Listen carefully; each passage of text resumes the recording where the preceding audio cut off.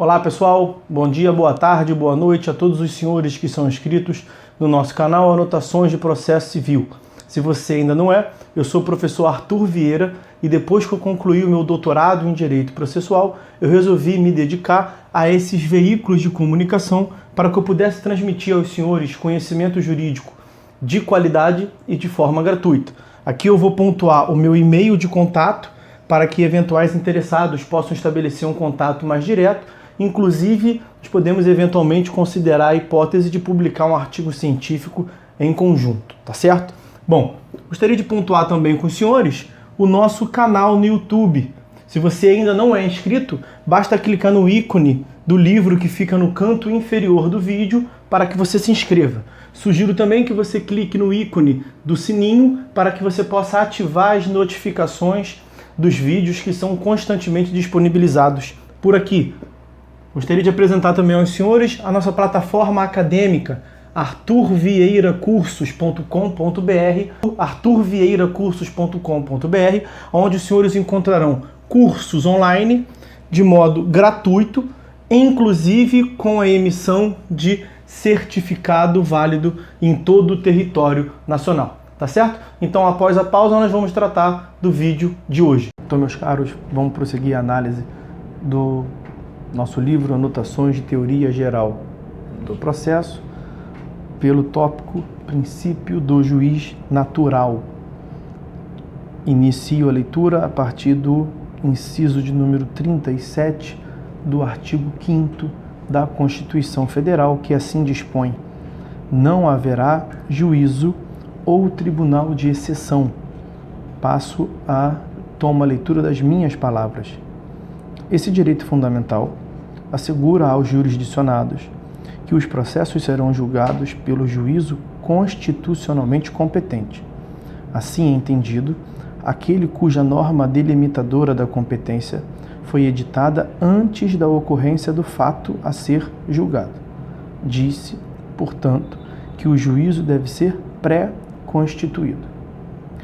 Mas a análise do órgão jurisdicional competente não se esgota na Constituição, sendo ainda necessário a observância das diversas normas infraconstitucionais que disciplinam a matéria.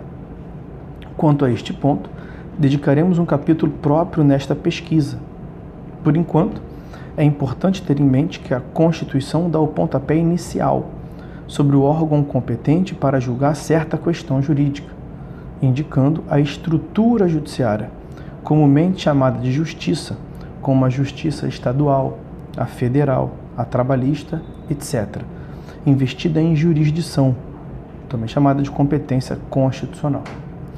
A respeito da organização judiciária, também trataremos em momento próprio desta pesquisa, para onde remetemos o leitor. Desta garantia de julgamento por órgão jurisdicional, previamente criado pela Constituição, em relação aos fatos objeto da demanda, decorre a vedação aos tribunais de exceção. Assim é entendido aquele criado após a ocorrência dos fatos, para a respeito dele exercer jurisdição, como se deu com o Tribunal de Nuremberg, criado para julgar crimes de guerra. A comunidade jurídica internacional, atenta a este problema, criou o Tribunal Penal Internacional, com competência pré-determinada para analisar as infrações e os crimes de guerra. Passo a leitura de uma obra consultada, cuja referência bibliográfica está na tela aí para os senhores. Aspas. Também conhecido como princípio da vedação dos tribunais de exceção, tal princípio encontra-se estampado nos incisos 37 e 53 do artigo 5º da Constituição Federal, que prevêem, respectivamente, que não poderá haver juízo ou tribunal de exceção e que nenhuma pessoa poderá ser processada ou sentenciada sem que o seja pela autoridade competente. Isso significa que é imprescindível que a autoridade judiciária julgadora pré-exista ao fato que a ela será submetido para julgamento. bem como que seja constitucionalmente competente para tanto, a fim de que a adequação da prestação jurisdicional e a imparcialidade do órgão sejam assegurados. Essa garantia refere-se apenas ao juízo, como parece sugerir o dispositivo, ou também abrange o juiz. A garantia do juiz natural exige também que o juiz não tenha interesse na solução da controvérsia, ou seja, o juiz deve ser imparcial em relação às partes da demanda, assim como quanto ao seu objeto. Nestes termos, a lei processual estabelece um rol de situações em que o juiz deverá ser afastado do processo por não ser mais considerado como terceiro imparcial. São hipóteses, portanto, em que se presume a parcialidade do juízo, divididas em duas categorias: impedimento e suspeição. As causas de impedimento encontram-se nos artigos 144 e 147 e são consideradas mais graves em relação à lesão da imparcialidade e geram presunção absoluta, ao passo que os casos de suspeição geram presunção meramente relativa. De acordo com o artigo 144, haverá impedimento do juiz, sendo-lhe vedado exercer suas funções no processo. Inciso 1º, em que interveio como mandatário da parte, oficiou como perito, funcionou como membro do Ministério Público ou prestou depoimento como testemunha. Inciso 2º, de que conheceu em outro grau de jurisdição, tendo proferido decisão. Inciso 3º, quando nele estiver postulando como defensor público, advogado ou membro do Ministério Público, seu cônjuge ou companheiro ou qualquer parente, consanguíneo ou afim, em linha reta ou colateral, até o 3º grau inclusive. Inciso 4º, quando for parte no processo, ele próprio, seu cônjuge ou companheiro ou parente consanguíneo ou afim, em linha reta ou colateral, até o 3º grau inclusive. Inciso 5º, quando for sócio ou membro de direção ou de administração de pessoa jurídica parte no processo. Inciso 6º, quando for herdeiro presuntivo, donatário ou empregador de qualquer das partes. Inciso 7º, em que figure como parte instituição de ensino com a qual tenha relação de emprego ou decorrente de contrato de prestação de serviços. Inciso 8º, em que figure como parte cliente do escritório de advocacia de seu cônjuge, companheiro ou parente consanguíneo ou afim, em linha reta ou colateral, até o 3º grau inclusive, mesmo que patrocinado por advogado de outro escritório. Inciso 9º, quando promover ação contra a parte ou seu advogado. Fecha aspas.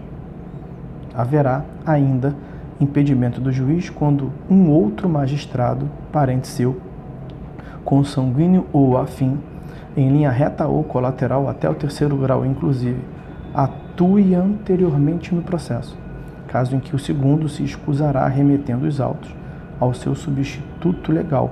É o que consta no artigo 147. Já o artigo 145 elenca os casos de suspeição do juiz. Vou efetuar a leitura. Inciso 1º, amigo íntimo ou inimigo de qualquer das partes, ou de seus advogados. Inciso 2º, que receber presente de pessoas que tiverem interesse na causa, antes ou depois de iniciado o processo, que aconselhar alguma das partes acerca do objeto da causa, ou que subministrar meios para atender às despesas do litígio. Inciso 3º, quando qualquer das partes for sua credora ou devedora, de seu cônjuge ou companheiro, ou de parentes destes, em linha reta até o 3º grau, inclusive. E inciso 4º, interessado no julgamento do processo em favor de qualquer das partes. Para encerrar este tópico, devemos advertir que imparcialidade não se confunde com neutralidade, pois, como vimos, o juiz também é um participante do contraditório substancial. Vou efetuar a leitura de uma referência doutrinária cuja a indicação está na tela para os senhores. Aspas. Desde o último quartel do século XX, sentiu-se a nítida evolução do direito processual civil no que tange à participação do juiz no processo. Nem faria sentido, hoje, exigir-se passividade do juiz ao argumento de que o processo só interessa às partes. O juiz é sujeito ativo do processo e, juntamente com as partes e seus procuradores e o Ministério Público, deve pautar-se por atuar na realização do direito material, usando o processo em sua verdadeira função de instrumento de efetividade do direito material. Incumbe-lhe dirigir o processo de tal maneira que ele sirva bem àqueles a que se destina a servir, e o processo deve, sim, servir às partes, mas deve também servir à sociedade. As atribuições que têm sido conferidas ao juiz pelas modernas leis do processo implicam poder, dever e responsabilidade, como é curial. A lei processual autoriza o juiz a determinar ex officio a realização de provas, que deve fazê-lo guardando a independência e a imparcialidade que lhe exige o sistema constitucional. O problema dos mais delicados que a processualística tem enfrentado odiernamente é relativo à postura do juiz diante do mandamento constitucional do contraditório, no que respeita às questões examináveis de ofício, iniciando-se pela relativa à distribuição do ônus da prova. Com isso a gente fecha a análise do tópico do juízo natural. Fiquem todos com Deus. Até uma próxima.